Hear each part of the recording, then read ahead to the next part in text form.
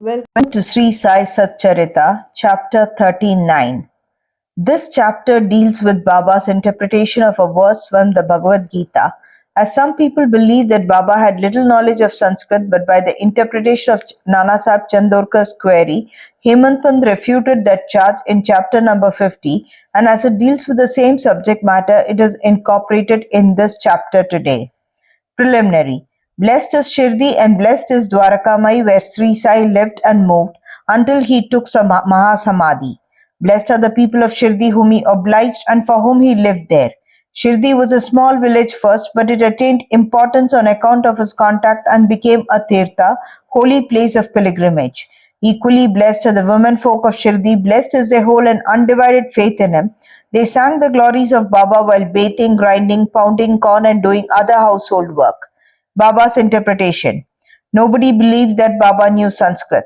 One day he surprised all by giving an interpretation of a verse from the Gita to Nanasaheb Chandorkar. A brief account about this matter was written by Mr. B.V. Dev, retired Mamlatdar, and published in Marathi in Sri Sai Leela magazine, Volume 4, Sfuta Vishaya, page 563. Short accounts of the same are also published in Sai Baba's Charters and Sayings, page 61, and in the Wondrous Saint Sai Baba, page 36, both by B.V. Narasimha Swami. Mr. B.V. Dev has also given an English version of this in a statement dated 27/9/1936 and published on page 66 of Devotees' Experiences, part 3 by Narasimha Swami. As Mr. Dev has got first-hand information about this subject from Nanasaheb himself, we give below his version. Nanasaheb Chandorkar was a good student of Vedanta. He had read Gita with commentaries. He fancied that Baba knew nothing of Sanskrit texts, so Baba one day pricked the bubble. These were the days before crowds flocked to Baba, when Baba had individual meetings at the mosque with such devotees. Nana was sitting near Baba and massaging his legs and muttering something under his breath. Baba: Nana, what are you mumbling to yourself? Nana: I'm reciting a sloka. Baba: what sloka? Nana: from Bhagavad Gita. Baba: say it loudly. Nana then recited Bhagavad Gita 4:34, which is as follows: Tadviti pranipatena pariprashnena sevaya upadekshanti te jnanam jnana nashta vadarshina. Baba: Nana, do you understand it? Nana: yes. Baba: if you do, then tell me its meaning. Nana: it means this: making Shashtanga Namaskar, that is prostration, asking the Guru, serving him, learn what this knowledge is. Then those who have attained the real knowledge of the Sadvastu Brahma will give you Upadesha, instruction of knowledge. Baba: Nana, I do not want this sort of collected purport of the whole stanza. Give me each word its grammatical force and meaning. Then Nana explained it word by word. Baba: Nana, is it enough to merely make prostration? Nana: I do not know any other meaning for the word pranipat than making prostration. Baba: what is pariprashna? Asking questions. What does prashna mean? Nana: the same questioning. Baba: if pariprashna means the same as prashna, question, why did Vyasa add the prefix pari? Was Vyasa opposite? Nana: I do not know of any other meaning for the word pariprashna. Baba: seva. What sort of seva is meant? Nana: just what we are doing to you. Baba: is it enough to render such service? Nana: I do not know what more is signified by the word seva. Baba: in the next line, Upadekshanti Thet Jnanam, can you read any other word in lieu of Jnanam? Nana: yes. Baba: what word? Nana: at Jnanam. Baba: taking that word instead of Jnan, is any meaning made out of the word verse? Nana: no. Shankara Bhashya gives no such construction. Baba: never mind if he does not. Is there any objection to using the word Ajnan if it gives better sense? Nana: I do not know how to construe by placing Ajnan in it. Baba: why does Krishna refer Arjun to Tadvarshis to do his prostration, interrogation, and service? Was not Krishna a Tadvarshi, in fact, Gyan in himself? Nana: yes, he was. But I do not make out why he referred Arjun to Dhyanis. Baba: have you not understood this? Jnana was humiliated, his pride was knocked down. Then Baba began to explain. It is not enough merely to prostrate before the jnanis. We must make sarvasva sharanagati, complete surrender to the Sadguru.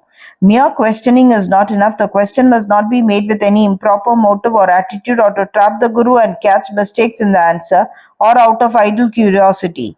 It must be earnest with a view to achieve spiritual progress or liberation. Seva is not rendering service with the feeling that one is free to offer or refuse service. One must feel that he is not the master of the body, that the body is Guru's and exists merely to render service to him. If this is done, the Sadguru will show you what the knowledge referred to in the previous stanza is. Nana did not understand what is meant by saying that a Guru teaches at Jnana.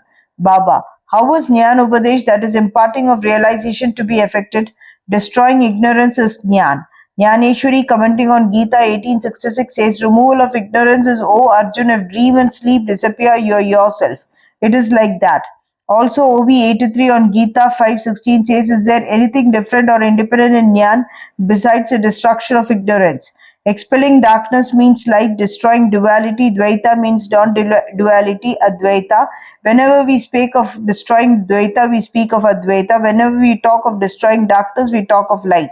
If we have to realize Advaita state, the feeling of Dvaita in ourselves has to be removed. That is the realization of the Advaita state. Who can speak of Advaita while remaining in Dvaita state? Unless one gets into that state of non-duality, how can one know it and realize it? Again, the Shishya disciple, like the Sadguru, is the embodiment of Jnana. The difference between the two lies in the attitude, high realization of Sadguru and his marvelous superhuman sattva beingness and unrivaled capacity and Aishwarya Yoga divine powers. The Sadguru is Nirgun Satchitanand. He has indeed taken human form to elevate mankind and raise the world, but his real Nirgun nature is not destroyed thereby even a bit. His existence or reality, divine power and wisdom remains undiminished. The disciple also is in fact of the same Swarupa, but it is overlaid by the effect of the sanskars of innumerable births in the shape of ignorance, which veils his view that he is Shuddha Chaitanya. See Bhagavad Gita chapter 5:15. As stated therein, he gets the impressions, I am Jiva, a creature meek and poor. The Guru has to root out these offshoots of ignorance and has to give upadesh or instruction. To the disciple, held spellbound for endless generations by the ideas of his being a Jiva, the Guru imparts the teaching. You're God, you're mighty and opulent. Then he realizes that he is God really. The perpetual delusion under which the disciple is laboring, that he is a body, that he is a creature, jiva or ego, that God, Paramatma and the world are different from him, is an ignorance inherited from innumerable past births. From actions based on it, he has derived his joy, sorrows and mixtures of both. To remove his delusion, this error, this root ignorance, he must start the inquiry. How did the ignorance arise? Where is it?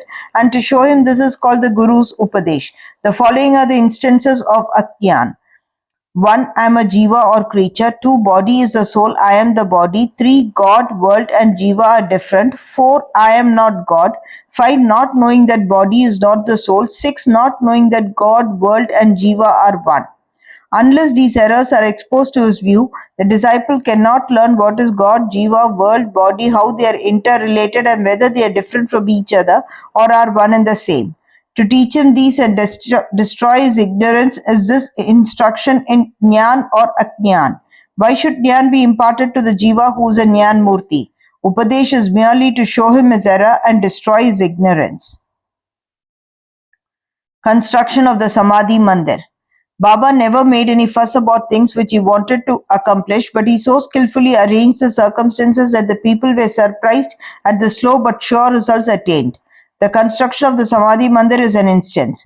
Sriman Bapusaheb Bhuti, the famous multimillionaire of Nagpur, lived in Shirdi with his family.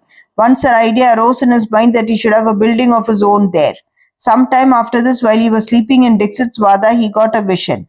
Baba appeared in his dream and ordered him to build a Vada with a temple. Shama, who was sleeping there, also got a similar vision. When Bapusaheb woke up, he saw Shama crying and asked the latter as to why he was in tears. Shama replied that in his vision Baba came to him and ordered distinctly, build the Vada with the temple, I shall fulfill the desires of all. On hearing the sweetest and loving words of Baba, I was overpowered with emotion, my throat was choked, my eyes were overflowing with tears and I began to cry. Bapusaheb was surprised to see that both their visions tallied. Being a rich and capable man, he decided to build a Vada there and drew up a plan with Shama Madhav Rao. Kakasaheb Dixit also approved of it, and when it was placed before Baba, he also sanctioned it immediately. Then the construction work was duly started, and under the supervision of Shama, the ground floor, the cellar, and the well were completed. Baba on his way to and from Lendi also suggested some improvements. Further work was entrusted to Bapu Sahib Chowk, and when it was going on, an idea struck Bapu Sahib Bhuti's mind that there should be an open space or platform, and in the center the image of Murlidhar Lord Krishna with the flute be installed. He asked Shama to refer this matter to Baba and get his consent. The latter asked Baba about this when he was just passing by the Vada.